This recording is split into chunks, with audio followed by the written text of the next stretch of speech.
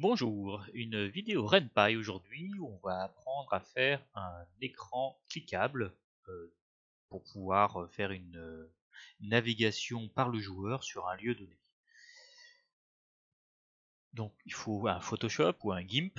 Une fois que vous avez créé votre scène sous des studios, vous l'importez ici. Ensuite il faut des petits icônes. Personnellement, j'ai ma petite sélection. Donc je les glisse sur l'image, tous ceux dont je vais avoir besoin.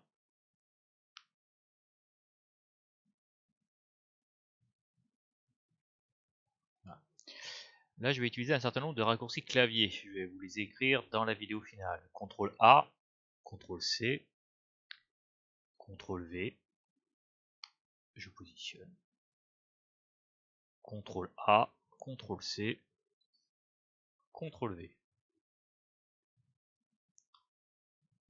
Et un deuxième CTRL V pour Lucie.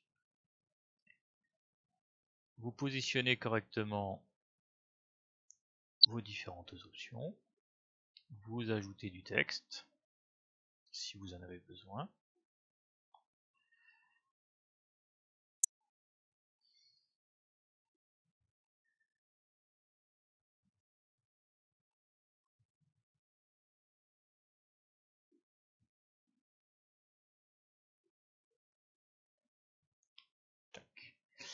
Et là, vous avez tout simplement besoin de générer l'image. Fichier, enregistrer sous pour le périphérique.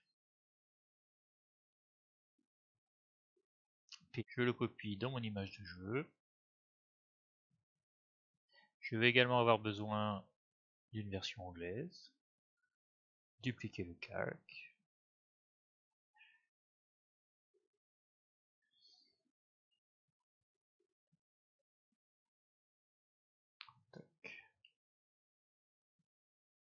Du coup, j'en profite, ça m'évitera de revenir dessus par la suite.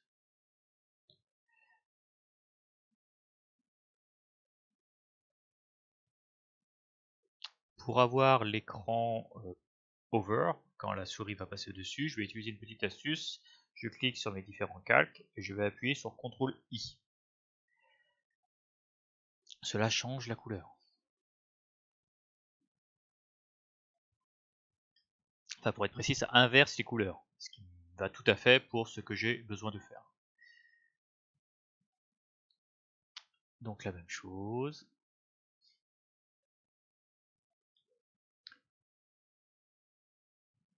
Et j'ai également besoin d'une image. Ah, ça je l'ai déjà. Maintenant nous allons passer à la création de la scène dans le jeu. J'ai renommé les images donc over, idle, la normale, et l'anglais je vous en parlerai après.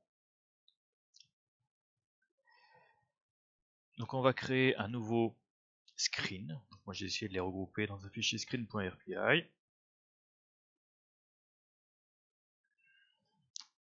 Vous mettez la nomenclature que vous souhaitez.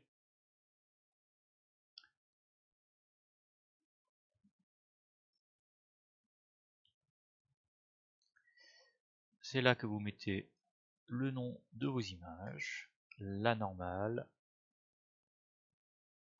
la idle et la over.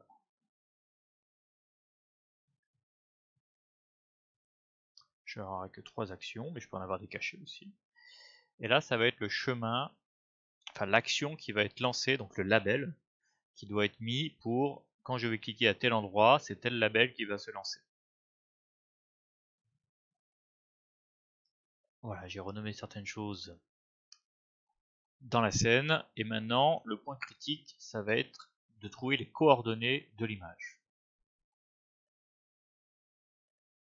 Vous avez deux choix. Soit vous utilisez un logiciel qui s'appelle RunBy Hotspot Tool, vous déposez votre image, vous sélectionnez les différentes zones,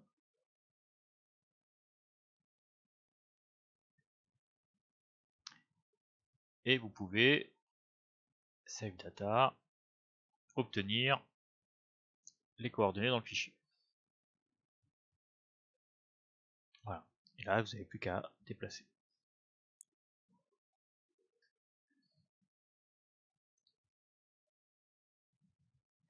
L'autre moyen, vous n'êtes pas obligé d'utiliser ce logiciel-là, vous allez sur OnePy, vous allez dans votre jeu et vous appuyez sur mise à jour D. Ça va vous ouvrir la console de développeur et vous allez avoir besoin de sélecteurs d'emplacement d'image. C'est là que c'est un peu compliqué, il faut aller retrouver l'image sur laquelle on veut définir les zones. Donc nous, elle était dans Image Partout. C'est au moins trié par ordre alphabétique.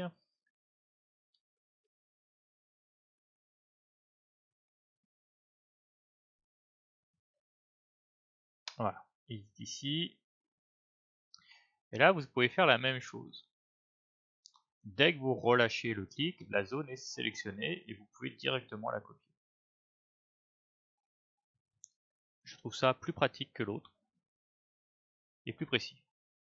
Sur l'autre, j'ai eu des fois des problèmes de zone qui n'étaient pas très logiques.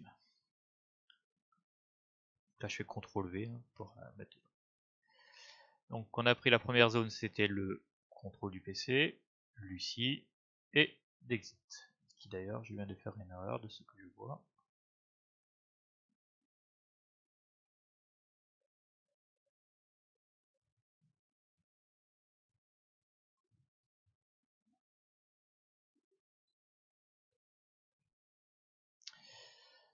On va dire que c'était l'effet Bonaldi.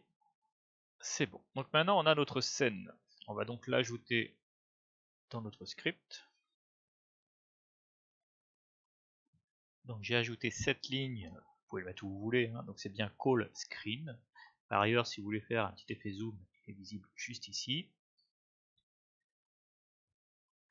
Et donc on voit bien le bureau qui a été appelé avec l'image qui permet de faire une action. Donc là, quand j'ai appuyé sur la zone de sortir, ça a appelé ces coordonnées là, et il est allé directement au label Office Tomahawk. Pour la version anglaise, si on veut le mot exit, il faut simplement prendre le fichier anglais qu'on a créé et le placer directement dans votre traduction English avec bien sûr exactement le même nom. Donc là celui-là c'était le idle et cela fonctionne directement. Il faut bien sûr faire la même chose avec le hover. Il n'y a pas besoin de rajouter de ligne de script. Le seul fait de mettre les images traduites directement dans le répertoire en respectant la nomenclature suffit pour gérer la traduction. J'espère que vous y voyez un petit peu plus clair sur la création d'un menu click and point et je vous souhaite une bonne continuation pour vos créations. Un petit like et un petit commentaire si vous avez aimé. Merci.